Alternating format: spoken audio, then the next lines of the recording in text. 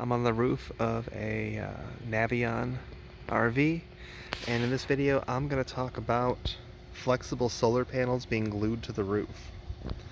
So these were factory installed and glued to the roof, and as you can see here by this brown discoloration, exactly where the solar panels were. Now these solar panels actually, you can see the gaps between the cells, and the cells had actually gotten hot enough to the point where they had actually burned the fiberglass. And you can see the cracking that has resulted from this incredibly high temperatures that these solar panels are exposed to because they're hot and they're conducting electricity, and they are literally cooking the roof. If I were to take some sandpaper and sand this down, this brown discoloration is going to continue a few mils thick into the fiberglass itself.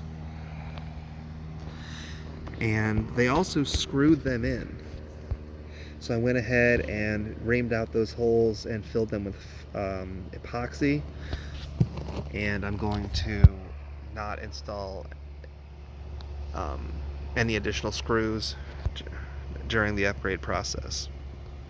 I just wanted to detail how this cracking looks, because you can take a look here at just the color difference between the roof exposed to the sun and then the roof that was never exposed to the sun, and then just how much cracking and water damage you have here, because as water were to feed into here, there is a bead of silicone that trapped it there,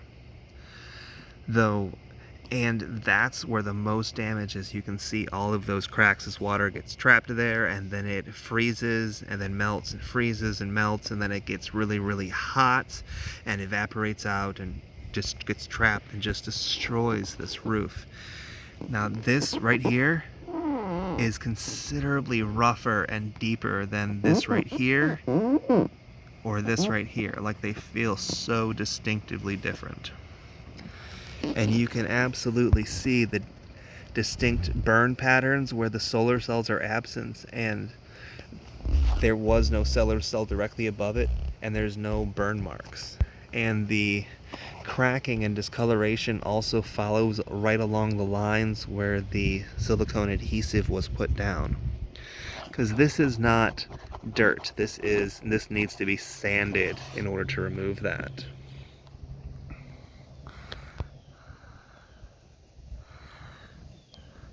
So we just went ahead and epoxied all those.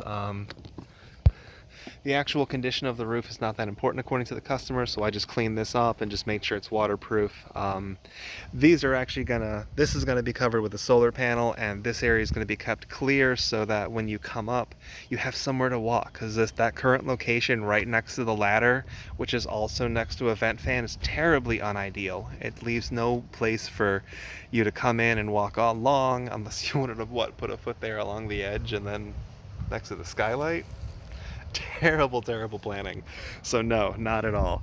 Putting this solar panel up towards the front, this solar panel is going to be right here, so that there's a pathway here and around the front and in front of that air conditioner, so if you need to work on it, you can have 3 of the 4 sides around the air conditioner accessible. Same with this right here.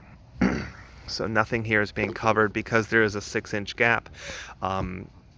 You can still have full access to underneath that. We're not blocking that vent at all. We are, however, covering it so it's not going to allow heat to go through the plastic and enter into the cab area of the RV. So there we go. Just look at those scorch marks though. Now, I had previously fixed this, and the recommendation from Mercedes was to sand this down and then to prep it with a spray can of white spray-on epoxy. It can also be brushed on, depending on how many times you plan on fixing this. It is very expensive. A spray-on can that was just enough to cover these two is about $55. And the amount of time that it took to power sand all of the brown off and get rid of all of the cracks in order to give it a nice clean layer was about 2 hours of sanding. So if you are planning on doing this for aesthetic purposes, be sure to have the right tools and equipment, and you will be very, very pleased with the results, by far, if you choose to do it. But it is super cosmetic, and according to Mercedes, this cracking and scratching is fairly deep. Like, I'm going to use my fingernail here. You can feel it with your nail. It's deep, but it's not nearly as deep as the actual fiberglass roof here. So it goes down maybe 25% of the depth. It's not a risk to water impermeability, or in terms of any kind of damage. Like, it's not loose enough to crack or anything. It's not a threat to it.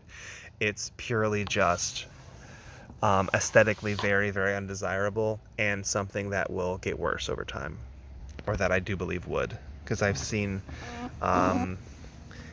lesser damage with fewer years and considerably more damage with more years on these.